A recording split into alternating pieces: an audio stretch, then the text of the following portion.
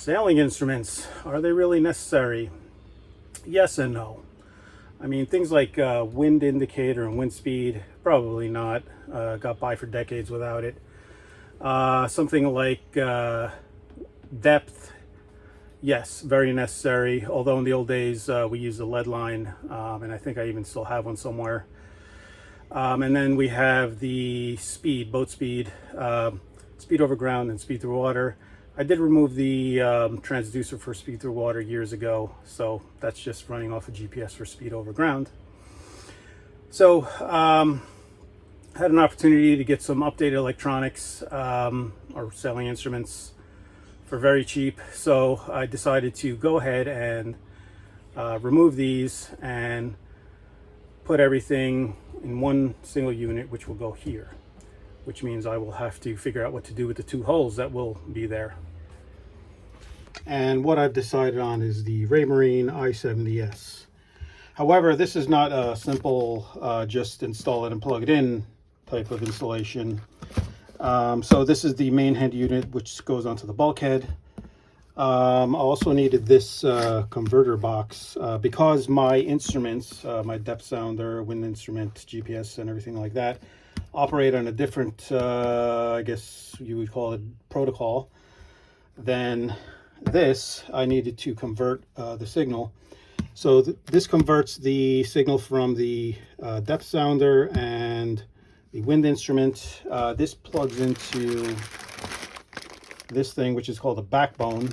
The radar and the GPS plug into this. So I've got everything kind of figured out here, how to make this rough sketch of what I'm going to do. And I will get this installed. I'm not going to record myself just screwing this in and connecting things. What I'll do is I'll get this together and then we'll see how it goes. And before I can actually install it in the hole, I needed to remove the teak backing plate, similar to those, but it kind of broke apart. So the hole is too big. There's actually two holes that someone had put in there at some point. So I tried a few different things to cover that hole. First I started with a thin piece of fiberglass. This didn't really look right, it's just too thin. So I found a piece of thick fiberglass. This really didn't look right either. I got some high density polyethylene. This is just a cutting board, and I made this. This did look good, but this stuff's not UV stable.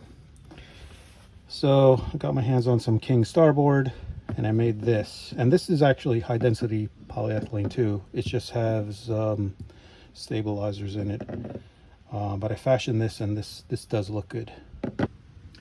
And now that is installed in the bulkhead. Typically it's difficult to find a sealant that'll work with high density polyethylene, but butyl tape works great. So I've got the head unit installed and wired up. The mast is down, so there's no wind instrument for the apparent wind angle or the apparent wind speed. Speed over ground and coordinates work because my GPS antenna is up. And the depth. So depth transducer typically doesn't work out of water, but I use an old trick, and that is to use a PVC pipe with a metal plate underneath, and it sends a signal that bounces back. So I'm able to get a reading there. It's not accurate, of course, but it does tell me it's working. So down below, I've got it all wired to the sailing instruments breaker. You can see the tri-date is working, giving me coordinates. And what we have here is a rat's nest of wiring that one day I need to organize. And there is no better time than the present. So I have finally organized that a bit. Well, it's more organized than it was. I mean, it's not 100% perfect, but a lot better. So this is the ITC5 that all the legacy instruments plug into. This is the converter, which converts the signal from the old to the new, and it all goes up to the head unit there. But this organization was a long time in coming. I even capped off all the contacts for the windlass solenoid in here, as well as in there. Moving on the other side, I have taken off those, or rather that one teak board which came apart, to take off those two. So I'm going to clean this up and figure out what I'm going to put here. And this is what I'm thinking. So I have this old Plastimo compass, which works. No bubbles, just needs to be cleaned up, restored. I might put that there. This cover is actually for a newer one, but it kind of goes on there, sort of. Let's see. And then on the other side, I'm thinking of this. This is also pretty old, so I will just need to put another piece of that high density polyethylene board. And let's see. And I've got the hole for the compass cut out using that paper template, and the whole area has been cleaned up and prepped, and also have quite a few holes to fill. And I have restored and installed that compass, and I like the way it looks. Also filled in all the holes, the extra holes, with the epoxy and then a little bit of gel coat, and that they look pretty much invisible. So the globe here had a lot of scratches and cloudiness, and I was able to polish it out with this plastic polishing compound. The bezel itself I just cleaned and then put a little linseed oil on there. From behind, of course, this is a two-sided compass, and you can see it from the inside of the cabin. But unfortunately, the way I built this cabinet, I have this, which will be in the way. But I do plan to maybe cut a hole in there or some kind of window in the future so you can see that. Also, the lights that are in the compass, I did wire them to a switch, and take a look at that when it gets dark.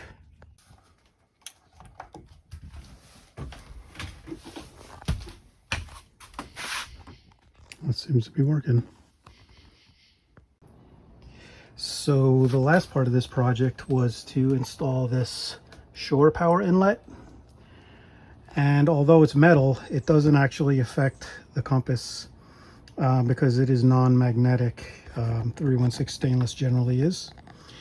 And to demonstrate how easily it's affected, I think this is a very sensitive compass. You can see just this little screwdriver does it. So that shore power inlet connects to that GFCI outlet. That's the battery charger below it, so that it automatically charges the batteries when it's connected to shore power. So that's it. So was it worth it? In the long run, I think it'll be. Of course, just like every other project, it takes 10 times longer than you think. For example, my GPS antenna had died, and I was able to get this other newer one, although it's used, and that works much better, much faster. But in installing that, I had to take off the wind vane to access the little pass-through, and then moving the wind vane broke the wire to the stern light, and then wiring this thing actually had to make some modifications to that original plan, and this is what I ended up going with. But overall, I think I'm happy with the outcome here. Every boat should have a compass, every boat that goes offshore, that is. The shore power inlet, well, it's something to fill the hole, but I'm sure I'll use that at some point. And as for the unit itself, I mean, a lot of these features probably will go unused. I think I said before, the wind instrument, that's generally not something I rely on. It's more of a nice to have convenience. Same thing with speed over ground. I mean, if you have any kind of electronic chart, that kind of tells you that anyway. And it does tell me my GPS coordinates, which I can also get off of a phone or a tablet. So that concludes this project.